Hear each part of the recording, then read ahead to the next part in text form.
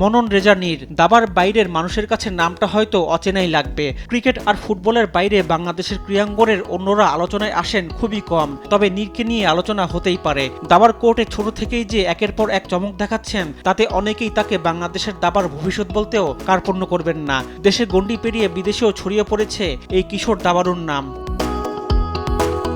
শুক্রবার বাংলাদেশের সর্বকনিষ্ঠ আন্তর্জাতিক মাস্টার হয়েছেন মনন রেজা নীর। হাঙ্গেরির বুদাপেস্টে গ্র্যান্ড মাস্টার দাবা টুর্নামেন্টে নীর অষ্টম রাউন্ডে ভারতের আন্তর্জাতিক মাস্টার পান্ডা সাম্বিতকে পরাজিত করেন। এতে ৮ রাউন্ডে ৬ পয়েন্ট হওয়ায় একটি আন্তর্জাতিক মাস্টার নর্ম পেয়েছেন তিনি।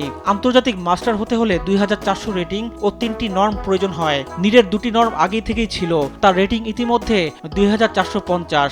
আন্তর্জাতিক মাস্টার হওয়ার সব শর্তই পূরণ করেছেন নারায়ণগঞ্জের এই কিশোর। আগে থেকেই নিজের লক্ষ্যের দিকে অপ্রতিরোধ্য গতিতে ছুটছিলেন মনন। সবাইকে চমকে দিয়ে সবশেষ জাতীয় দাবার শিরোপাও নিজের ঝুলিতে পুড়িয়েছিলেন তিনি। এরপর হাঙ্গেরিতে অনুষ্ঠিত আন্তর্জাতিক দাবা অলিম্পিয়াডেও দেশের প্রতিনিধিত্ব করেছেন। সেখানেও চমক দেখিয়ে হারিয়েছিলেন কয়েকজন গ্র্যান্ডমাস্টারকে। সফলতার সেই ধারা ধরে রাখলেন আবারও।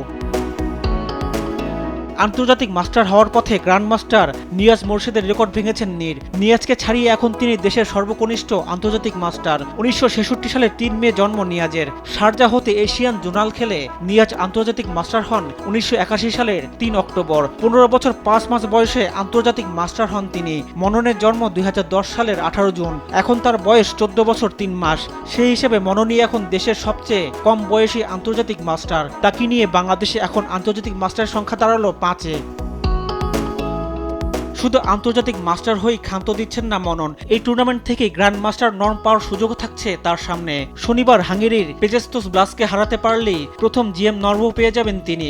এই টুর্নামেন্ট থেকে একের পর এক সুখবর পাচ্ছে বাংলাদেশের দাবাড়ুরা। এর আগে প্রথম টুর্নামেন্টে ওয়াদিফা আহমেদ মহিলা আন্তর্জাতিক মাস্টার নর্ম পেয়েছেন। এখান থেকে দ্বিতীয় জিএম নর্ম পাওয়ার সম্ভাবনা দেখছেন আরেক আন্তর্জাতিক মাস্টার ফাহাদ রহমানও।